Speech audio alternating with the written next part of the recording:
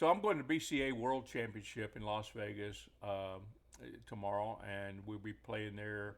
I'm going to be there all the way up through March 5th. I'm going to probably be doing a little metal detecting after the tournament and all that. And pool is one of my other hobbies that I do other than metal detect.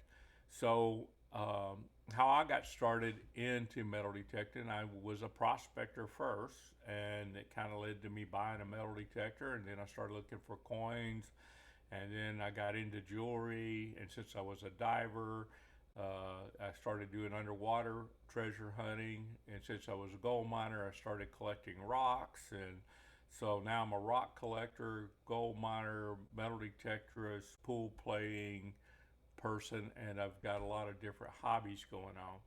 And that leads me to my next guest, which is my good friend David Montgomery.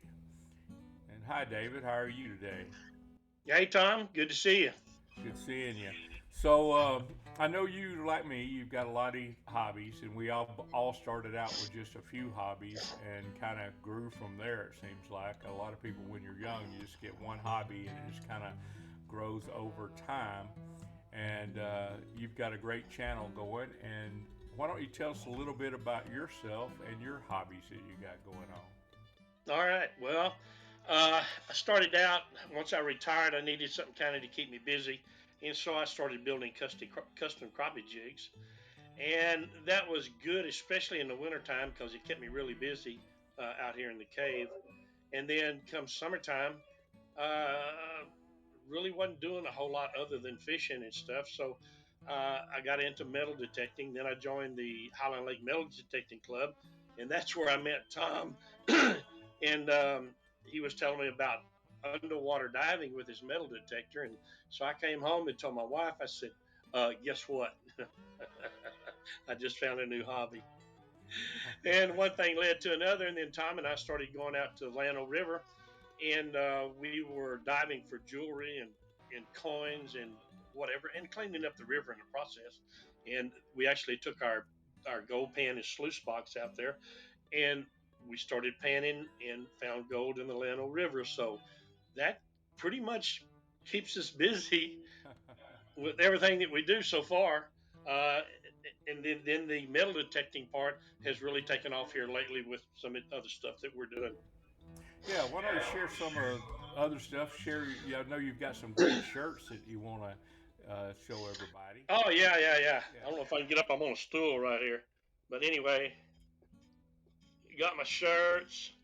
I try to wear a different shirt on every YouTube that I've started to do now. I didn't promote the last one on the last video that I did, but I'm fixing to. I'm gonna start taking still shots and putting the sponsors' uh, names and stuff up on my YouTube channel. They don't pay me for it. They just send me the shirts, and I love that because I get new fishing shirts and metal detecting shirts and gold mining shirts and stuff like that. So I really enjoy it. But yeah, I don't get paid for it, but I do get a new shirt out of the deal. So that's a good thing. So if any of y'all would like to have your shirts put on YouTube and you want a plug or something, send me a shirt to me. It's a two double X or whatever you want to call them, and Tom will know how to get a hold of me and stuff like that. So if y'all want to leave a comment, something like that. So yeah, basically that's what I started doing, and I had good responses off of it, to tell you the truth. But the last one that I wore that I didn't put any plugs in was actually one of my kayak fishing uh, membership people, and they got a great looking shirt. Got about six sponsors on it, so they're going to get a hard plug on this next video. And then what I do is I'll just start rotating the shirts as we go along and stuff to to uh, hopefully push their not necessarily their products but their activities. And a lot of them are nonprofit stuff that we do. So that'll help too. Like Tom and I, we also do the Texas River cleanup, where we actually go and take our metal detectors and dive underwater, and we clean the rivers up that are close to us. I say close, probably within 100 to 150 miles. So we do like the San Marcos River, the Comal River, the Llano River, and then we do some lakes and stuff. So we get a lot of metal and just garbage out of the rivers and lakes and streams. So that really helps a lot. Well, cool. Hey, also, I noticed you got your nice logo in back of you there.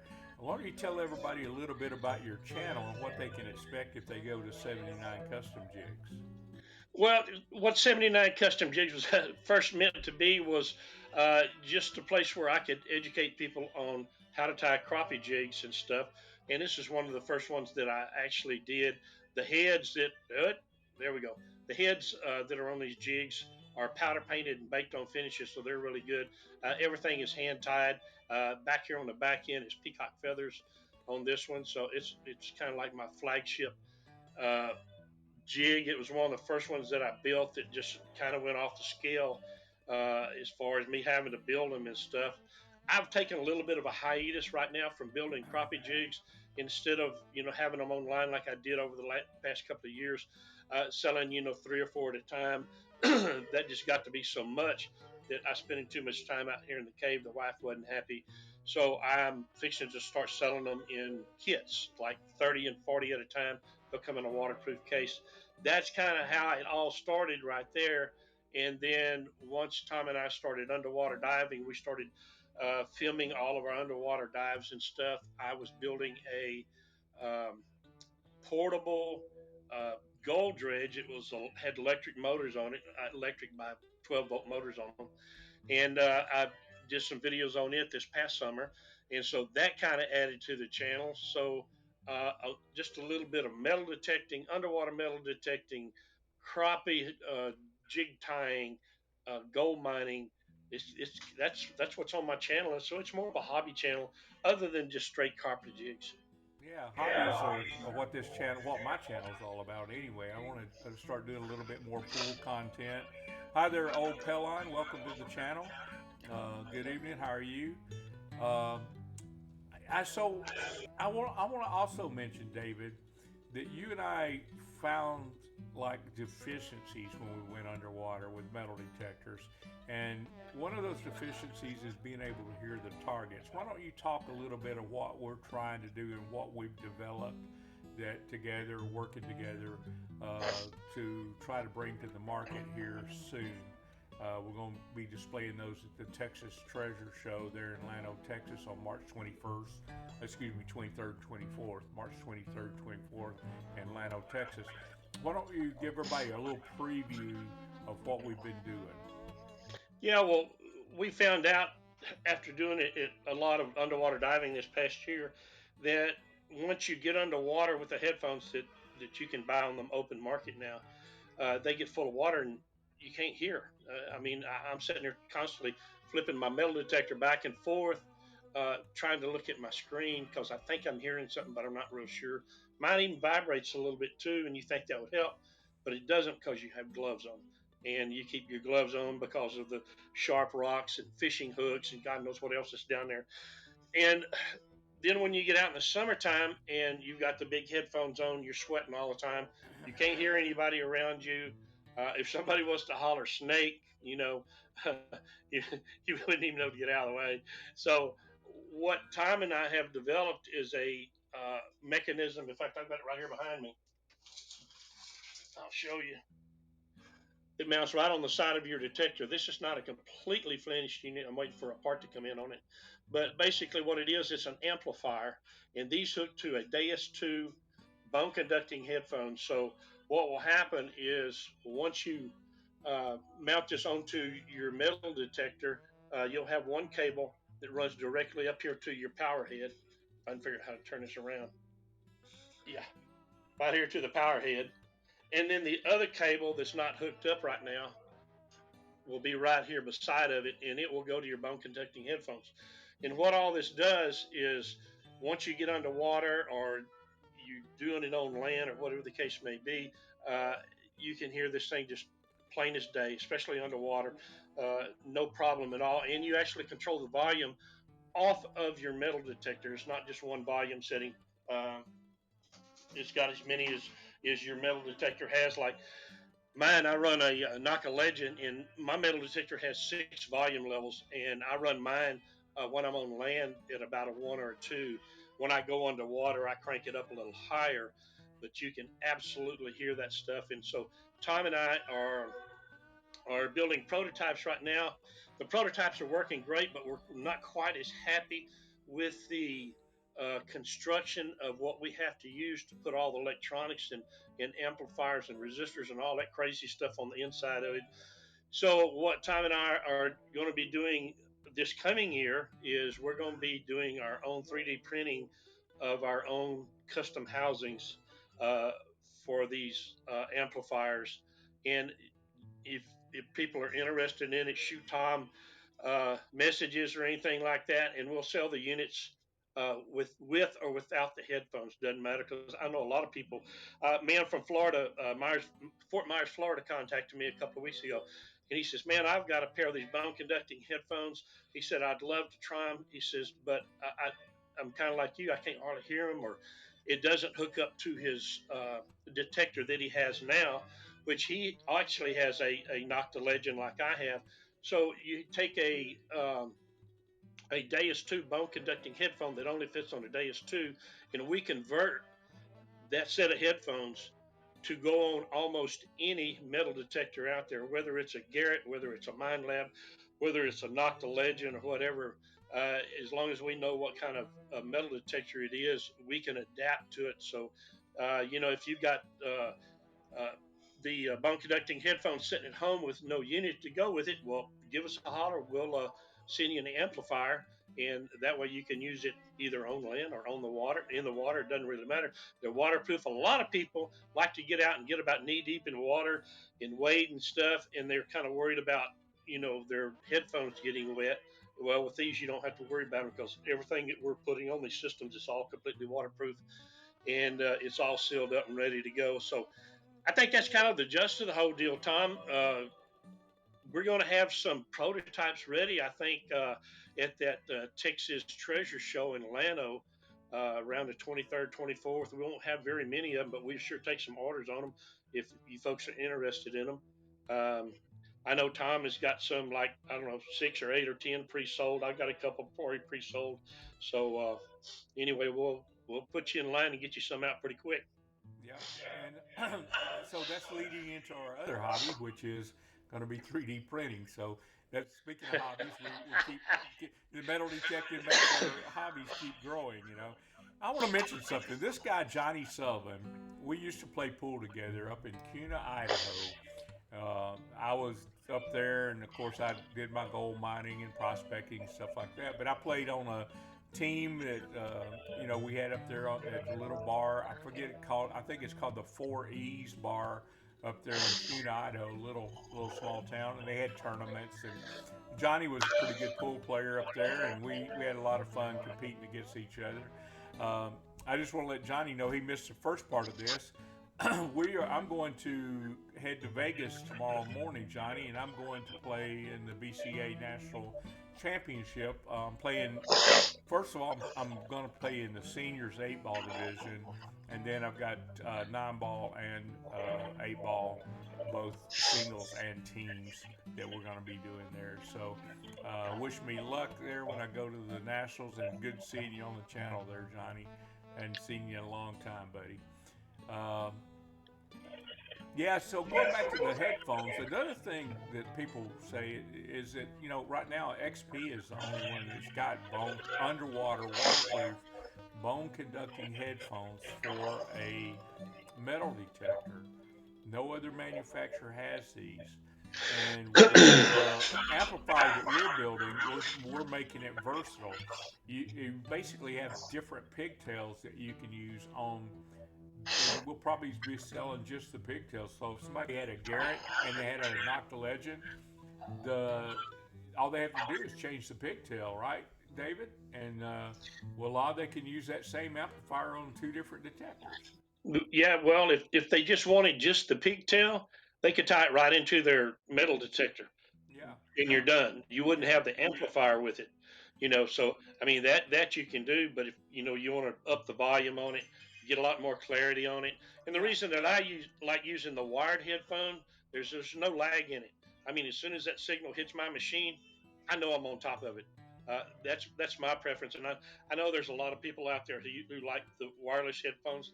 I used them for years. They're great, uh, but I kind of get it, especially when I get into the coin hunt. Yep.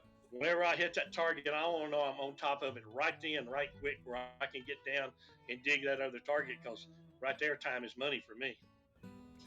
Yeah, so Opel on tonight, we're kind of competing. I'm still holding my Wednesday night live stream, but we're kind of competing. Southern Relic Adventures took all of my people. He's running a live stream right now with Gary Blackwell on it tonight. So we're this, since I was always doing these on Wednesday, I'm gonna keep doing them on Wednesday. Uh, but yeah, Southern Relic Adventures is kind of most of the people that come here go to his channel also.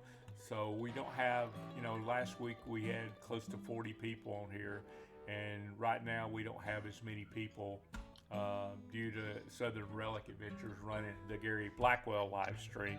So that's actually going on now, and it's probably going to be over with here shortly. I think he started it at 6, so he's probably going to finish up around 6:30 or 7. And Cindy is on here. Hi, Cindy. How are you Hi, today? Cindy. Yeah, she's the winner of an MI6 pinpointer on one of the previous giveaways we had. So, hi, Cindy. Um, but yeah, so we're kind of like geared up for the Lano Treasure Show. Gonna have these out, and we're picking up a new hobby in 3D printing. Another, like some of the ideas that we're gonna do on 3D printing. I don't know if you can see those rod holders behind David, but David's got some ideas for rod holders that he wants to do on 3D printing. I've got some Yeah, ideas for mounting pinpointers to shovels and stuff like that we want to do 3D printing for that. So there's a lot of ideas that we have that we just have to use the CAD program, draw up, and figure out how to get them to work for us correctly. Isn't that right, David? yeah, that's pretty close there. Tom came out of the semiconductor engineering field, so these CAD programs are pretty good to him and are pretty easy for him. I hadn't touched a CAD program in 20 years, so I'm having to really learn all of my stuff that I knew. And the programs have changed a lot since back then, when, in my opinion, was a lot more difficult at the time. They've innovated these CAD programs now. I was going to tell Tom the next time I saw him, you know, we're going to have to slow down a little bit. All this stuff fixing to turn into work with with designing products and 3D printing and gold mining and metal detecting and playing pool and building jigs. We got our plates pretty full. Hi, Wild Hair. How are you tonight? It's good seeing you on here. We're talking hobbies tonight, Wild Hair. Different hobbies we got in. David and I have been talking about all of our hobbies that we're doing, prospecting and custom jig tying for crappies, and now we're talking getting into 3D printing, and him and I trying to learn that and do that, and we're talking about all kinds of stuff. And it's just amazing that this one hobby of metal detecting kind of opens up so many doors, isn't it, David? Yeah, it does. And if you want a good camaraderie with people with the same like interests as you, uh, jump out to your local metal detecting clubs, join up. Go to their meetings and stuff, and then they most of them have hunts. At least once a month or once every 2 months. That way you can get out and hook up with somebody who has done metal detecting that will kind of teach you how to set your machines up, to where you'll really enjoy the sport. And I can tell you from experience, the more time that you use it, the better off you're going to be, and the more you're going to find. And it is really a lot of fun.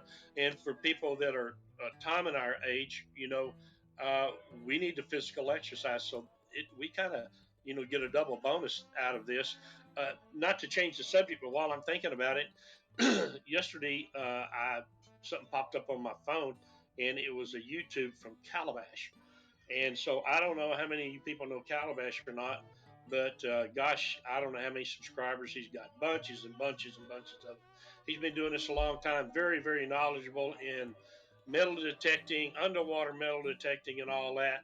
Well, anyway, he's had some unfortunate things happened in his life, some some losses in the family, I believe, and he's remodeling his house. And I think it just finally took a toll on him. And anyway, Calabash is going off of YouTube for a while.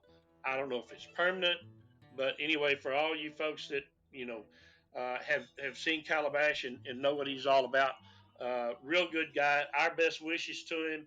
Uh, Fantastic. Hope he comes back on soon. Yeah, heck yeah.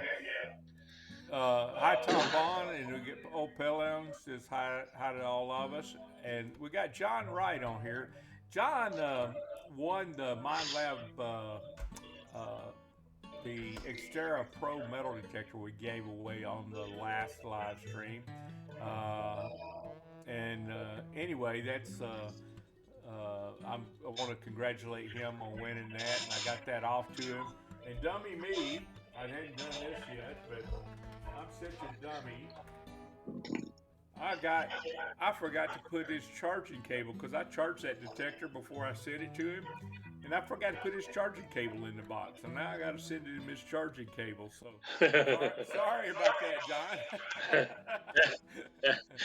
We'll blame it on old age or something. Yeah, old age, whatever. We'll get you that charging cable, John. Uh, Also, tonight, you guys share what your hobbies are and what metal detectors led you to. Like I said, metal detecting, prospecting led me to metal detecting, which led me to rock collecting, which led me to, you know, basically going to ghost towns. I love ghost town hunting.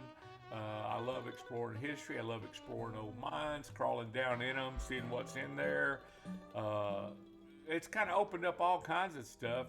And like I said, this 3D printing, if you guys know anything about 3D printing, want to share it with us, I'm open. Just email me. Yeah, Me and David are going to try to figure that out when I get back from Vegas, right, David? yeah, that'll be a good one. Trust me. But yeah, we want to redesign our little bone conducting headphone amplifier, and that bone conducting head amplifier, we're trying to make it kind of universal where you can use it on each and every one of your different machines. So that's kind of the way we're trying to do is make it universal, make it where people can hook up XP waterproof to 66-foot deep bone conductor headphones and use them on their other metal detectors. So anyway, I'm hearing a little bit of echo in this too. I think what it is David's listening here on a speaker, and it's coming through his speaker and coming back into his microphone. Sorry about the little bit of echo. It's not bad though, so I'm just gonna not worry about it tonight since this is the first time I tried this. We might have to get David with headphones next time you're on here, David, so the echo Right, won't come right, through. right. Yeah, so we're not gonna worry about that tonight. We're just gonna kind of have a fun night talking about hobbies. Um, so, David, so I don't know if you got any of those mounts for your rod and reels holders on there that you wanted to share, but we're gonna try to build some of those around here too. Yeah, no, I don't have any. I actually sold the last pair that I had. I found them online. Some guy had 3D printed them, and I just loved them. And everybody that saw them said, "Man, I'd love to have a pair of them." And I told them, "Well, they're online.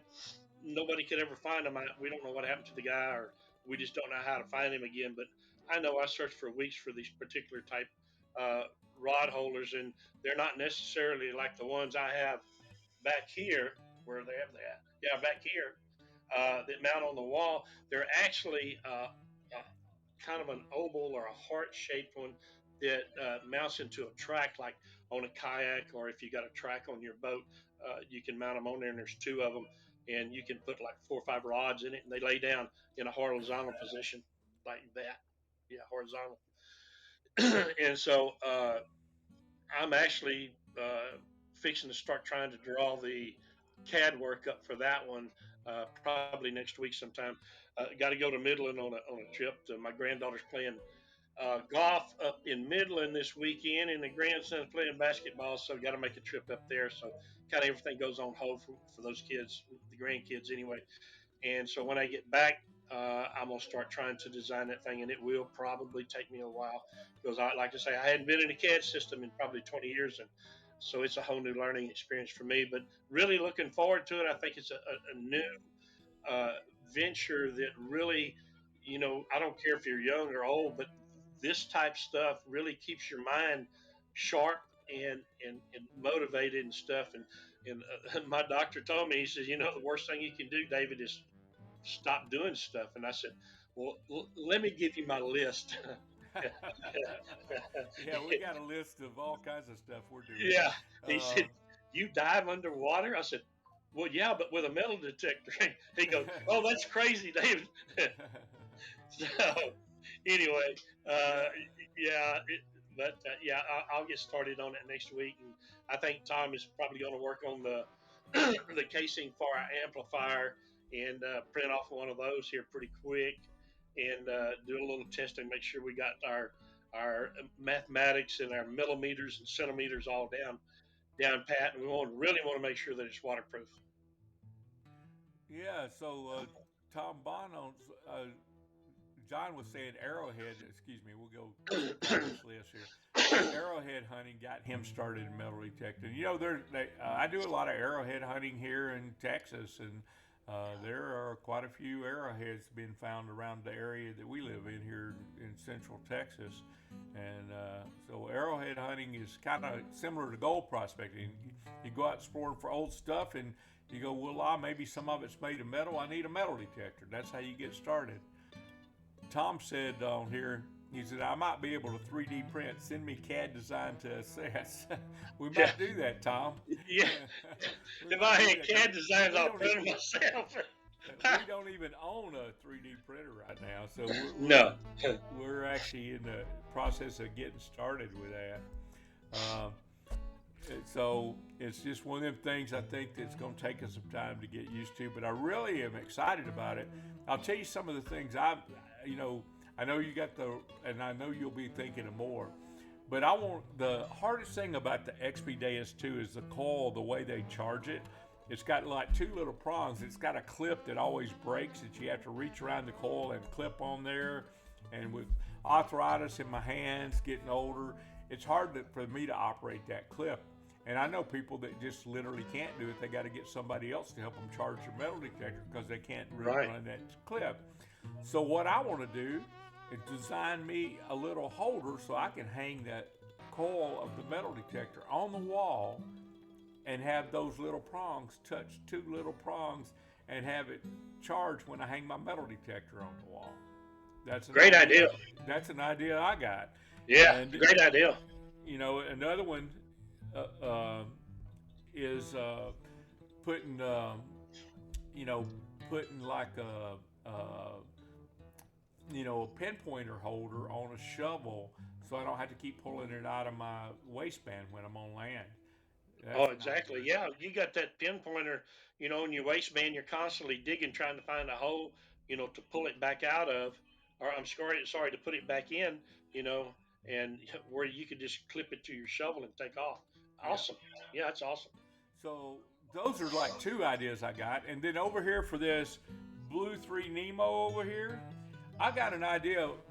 The air hose where it comes out of the unit, David, it just Yeah. comes out, kind of flops, and when you go underwater, it bends that air hose at a real bad angle.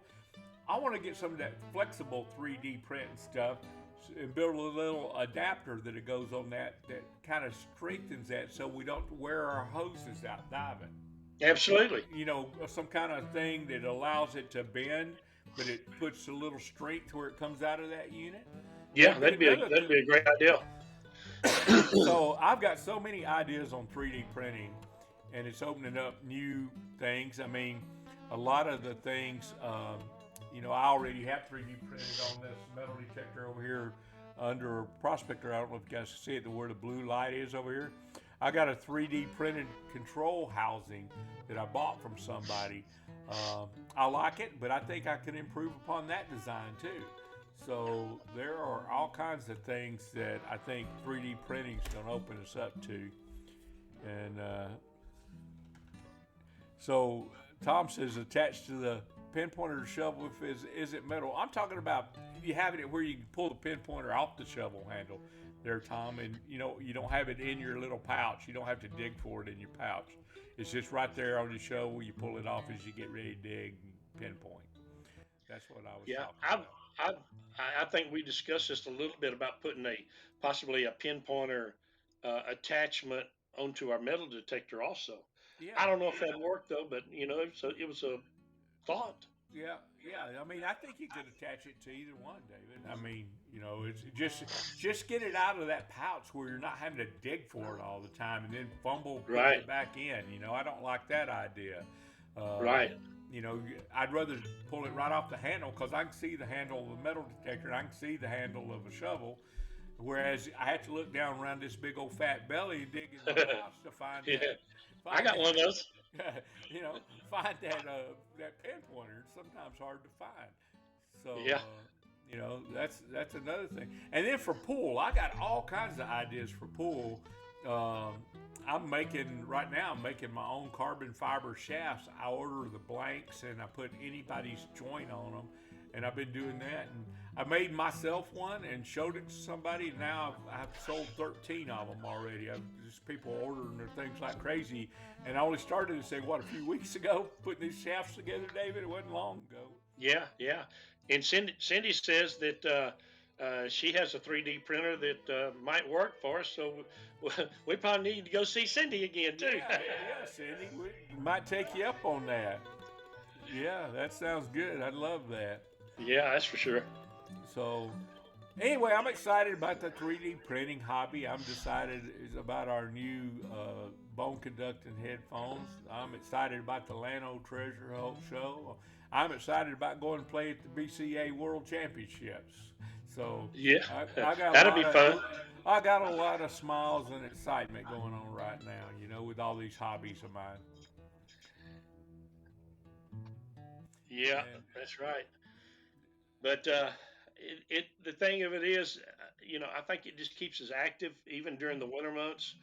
We we've got enough going on between the two of us that we don't have to sit down and watch TV all day, which I really don't like to do anyway. And summertime comes, it's fun time for us. I mean, Tom and I are loading up. We're going down on the San Marcos, Guadalupe, Comal, Llano rivers. We're diving underwater. Tom and I also do lost jewelry recovery on most of the lakes up here. And so, if you lose any jewelry, call us up. We'll drop on our dive gear and our metal detectors, and we go after that. And if we get tired of that, then we'll go gold mining, and you know, we got plenty to do. That's for yeah, sure. I was also going to tell everybody we recovered a lot of rings last year, and we just, in the past over my 40 plus years of detecting, I've recovered a lot of stuff for people, but I had a lot of medical issues, and David knows this. When he met me, I had just had a knee replacement, and David, when we met, the first time we met, the guy hadn't didn't have a metal detector, but he followed around and dug up all my junk for me the first time we met. Didn't he, yeah. I was your digger. yeah, and Yeah, that you was couldn't bend down because of that knee. yeah, And I said, yeah. well, I don't have a metal detector, so I'll just dig for you. Yeah, yeah, and it was kind of fun. I think the first target we found was an old wheat penny or something, wasn't it? Yep, it was. It Then, was an old wheat penny. then the rest of the day was all trash. Yeah, yeah. Well, here's a great story, and I love telling it all the time. Tom and I were on the Llano, and we were metal detecting underwater for jewelry or whatever we could find. And Tom ended up finding a chain with some sort of a pendant on the bottom of it, and then we found a little bit of change, and of course the bottle caps and the pool tabs and all that stuff. And so we get out of the water, and we're kind of sitting on the bank catching our wind, and Tom says, "There's gold over there on the other side of the river." And I go, "Tom, I've been coming down here for 10 years, and I have not gotten anything but a few specks of gold out of this dadgum river." He says, "No, there's gold over there, and I can prove it to you." Well, lo and behold, he did, and there was. So anyway, I had to go home. I had to go home and build me a dredge after that. Yeah, well, that's 40 years of prospecting experience there. 40, 50 plus years. I've been a gold miner since 1976, so I've been doing it a while. Um, so I just know, how to read a river, and that's the biggest thing you got to learn over time. Is, I remember when I started dredging. I remember I had a 5-inch dredge up in California, and I, dredged all summer long, and I hadn't even found a half ounce of gold. I mean, it wasn't very. No, I was finding gold, but it was like a speck here, a speck there. It wasn't a lot. And I was sitting on a bank, eating a peanut butter jelly sandwich, and this old miner comes by me, and he goes. I said, well, I mined out where I learned to mine was out in Colorado, and I did pretty good out there, but I'm not doing very good here in California. And he said, well, where are you dredging at? Everybody and their brother dredges there in that hole. I mean, yeah, they think it's a hole and that's going to drop in. And he said, I've seen that same hole dredged at least 10 times in my 30 years up here, this area. And I said, well, heck, I didn't know that. And he said, yeah. He said, if you want to find gold, you're sitting on it. And I said, what do you mean? He said, under this bank here, they have what's called old blue lead. It's a blue clay. And he said, right, what you're sitting on the side of this bank is virgin gravel. And I looked at it, and I said, how can you tell? And he showed me how the rocks lined up in a straight line along the bank there. So I got my dredge, and we dredged into that bank and undercut that bank, and all that started coming out of there. At the end of that day, I had over 7 ounces of gold. Wow. This old miner, me eating a peanut butter jelly sandwich, this old miner walked up and said, dig here. And I dug there, thinking he was a fool. And boy, did I learn a thing about experience in gold mining right there. That's how I found my good gold, by listening to somebody that's done it before, Yeah, So, that's right. And that's the thing about experience. You really, I got a bunch of sayings on gold. One, if you want to find gold, you got to go where gold's been found before. That's the first step to finding gold. The second step to finding gold is if you want to go find bears, you go where bears have been shot. So that's, it's kind of the same thing. If you want to find big bears, you go where big bears have been found. So that's true with gold mining, is if you want big gold, you got to go somewhere where big gold's been found to find big gold. Right. So if you want big old gold nuggets, you're not going to find them here in the Llano River, because there ain't never been no big nuggets found here in the Llano River. That's right. Been small stuff. Mm-hmm. So When you set up your equipment to sluice or dredge or pan even in California, you need to set up your equipment one certain way to where you can catch it. But here in Llano, on the Llano River, it's a total different ball game. If you don't know how to set your equipment up, you don't know exactly which equipment to use, you're not going to get it. I spent almost 10 years trying to get this gold out here. Never could. And then one day, Tom showed me the correct way to do it. And there it is. In fact, I got a picture of it. I don't know if you can see it on my phone, but let's see if I can get this thing on my camera. There you go. Well, turned off now. But anyway, you kind of see it there, David. Yeah. See if I can get my camera over here. Lift it up a little bit. There you go. Yeah. Yeah. That's gold on Llano River. So, if anybody's interested in going on the Llano, you probably need to contact us first before you get out there. If not, you'll be spinning your wheels, Well, we can't show you exactly where to find it, but I can give you some good places to start. But we'll give you some hints on how to get started. Yeah. Yeah. We'll be glad to help you. So, Tom says, had a buddy dropped his cell phone in the river while fishing. Point him in last summer I've recovered 7 cell phones all summer long. So I'll be glad to go find your cell phone. Yeah, how many wedding rings did we end up with this last year that we found for people? 5? 4 or 5, something like that. Yeah, I know. I got one out of Buchanan, and yep. I think you pulled the rest of them out of LBJ, didn't you? Yeah. And most of them, I mean, the people kind of knew the area they found them in. One time our dive equipment, our air wasn't working and we couldn't dive, and I actually was, going underwater holding my breath, and I found that ring about 15 minutes. Yeah, that was for a lady up in San Antonio, man. She was how did she say it? is that it? Is that it? Is that really my ring? Yeah, she's screaming. She had. I mean, we got a video of that one. That was funny. She Yeah, did. That that was was a a good. good video too. Yeah. And that day it was so funny. There was water moccasins swimming by. Our equipment Yeah, wasn't working. I burnt my blue 3 up and had to send it back to factory, and they repaired it. They actually gave me a brand new blue 3 and replaced it. You know, and so that's the kind of service you get from the blue company. I really like that the way and they did. You don't know, you have a new blue, new 3 coming out this I summertime? got a Nomad Mini that's supposed to get to me sometime in April. So it's a couple of months away. They're on back order now, and they're not quite released right now to everybody, but they're getting them out there pretty soon. I've got a Nomad Mini coming in April, so we're looking forward to that. And anyway, we kind of rambled on about all our different things that are going on here. Been on here about 45 minutes and kind of went over all the stuff we've done. I appreciate you guys staying with us with this echo. I think a lot of that is because if you run it over a speaker, and David's running over a speaker, he can hear me over his speaker. That speaker's also feeding into the microphone, so you get a reverb loop Right, in get a there. feedback on it.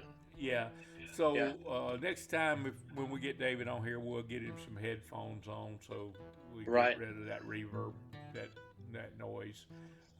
I think a lot of people just use earbuds or something, so you don't see them on the screen as much. I just had these headphones laying around, so I threw them on. Right. Um, Yeah, I don't even think I have any out here. They're probably in the house somewhere. but anyway, guys, like I said, over the next few days, I'm going to be going to the BCA World Championship. Appreciate my buddy Johnny Sullivan coming on here. Like I said, I hadn't talked to him in a long time, so appreciate him coming on here. Appreciate Cindy and Tom Baum coming on here. Appreciate John Wright coming on here. Oh, Pellon, as usual, I appreciate you coming on here. And you guys look out for what me and David got going on. We got a lot of stuff coming up, and we'll keep you informed. I am not doing a live stream. I'm going to show this little banner across. Next live stream will be on March the 6th. I'm not doing one next week. I will be in Vegas, and I'll be filming some videos and shorts and stuff, my travel out there, and I'll probably be filming some of my pool matches to put on YouTube as well. So I've got camera equipment set I'm taking with me so I can film some of my pool games. If I lose, I'm not going to show you guys. I'm only going to show you games I win. Yeah. And remember, we got the Texas Treasure Show in Lano, Texas, March 23, 24. Tom and I both be out there, so y'all be sure and come. We're going to have some of our prototypes on the amplifiers there. So y'all come out and have a good time. I think they got a few raffles going on for some metal detectors for you people who are wanting to get into it. That would be a good chance to hopefully grab you one for very little cost. Yeah, and we got some great guest speakers coming out there, man. We've Yeah. got W.C. Jameson, the author and TV star. I mean, he's been on several TV shows, and he's going to be there, and he's going to be autographing some of his books. We've got Gypsy Jules coming out there. Gypsy's got a brand new book out, and we can't wait to. I haven't got a copy. I haven't had time, but it's on Amazon if you want to download it. But she's going to be there if you want to buy the copy of her book. She's going to be selling autographed copies of her book while she's there at the show. And I don't know if you guys know Gypsy Jules, but she's been on a lot of different shows. She was on some shows with the Duck Dynasty boys on the Treasure Show they did. She was on there, and she's been on the show looking for what's the famous Pancho Villa? That's what I was trying to think of. I had an old memory thing there. They had a show of her searching for Pancho Villa's treasure down there. She's been on Oak Island show. She was featured on there as a contributor to Oak Island. And she's been on a bunch of different TV shows, so she's quite popular and quite famous, and so she's going to be at the treasure show as well, and we've got that going on, and there's a lot of treasure hunts going on that David and I are going to be going to as well, coming up in the spring. And so we've got a lot going on, guys, and I just want to thank everyone for joining us tonight. As always, you guys go out and support all the channels, and do not forget to go over to David's channel, 79 Custom Jigs. Like, subscribe, all that good stuff on his channel, and help him grow his channel. He's getting up there in subscribers, and pretty soon, we both gonna be running channels here full time. I think, don't you, David? Yeah, here pretty quick. We're putting. I'm hoping some good content. So you folks out there, if you'd like to see something special or something that you're interested in, that we have a little knowledge on, uh, put it in the comments below, and we'll do our best to try to get it out to you.